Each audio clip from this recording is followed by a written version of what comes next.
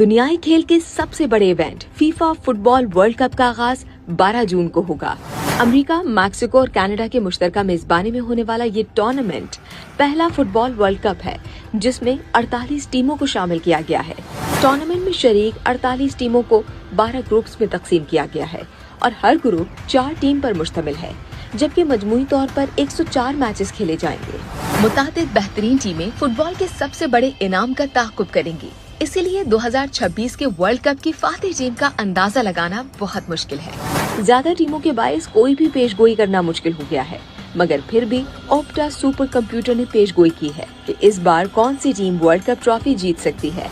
ऑप्टा super computer बुनियादी तौर पर कोई रिवायती फिजिकल कंप्यूटर नहीं, बल्कि ये आर्टिफिशियल इंटेलिजेंस टेक्नोलॉजी पर मबनी ऐसा मॉडल है जो खेलों के इवेंट्स की पेशगोई के लिए इस्तेमाल किया जाता है।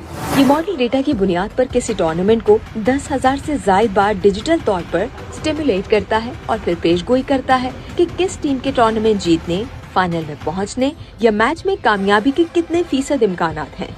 तो इस सुपर कंप्यूटर ने 10,000 सिमुलेशंस की बुनियाद पर पेशगोई की है कि 2026 का फीफा वर्ल्ड कप स्पेन जीत सकता है। सुपर कंप्यूटर के मुताबिक वर्ल्ड कप स्पेन के नाम रहने का इम्कान 16.1% है। स्पेन के बाद फ्रांस को दूसरे, इंग्लैंड को तीसरे और अर्जेंटीना को चौथे नंबर पर मुमकिन फातिह करार दिया गया है। इन तमाम टीमों का वर्ल्ड कप जीतने का इम्कान 10% से ज्यादा करार दिया गया है। अलबत्ता डेटा से ये इंदिया मिलता है कि किसी टीम के पहली बार वर्ल्ड कप जीतने का इम्कान बहुत कम है और महज 1/3 से ज्यादा सिमुलेशंस के नताइज में पहली बार किसी टीम के चैंपियन बनने का इम्कान जाहिर किया गया है।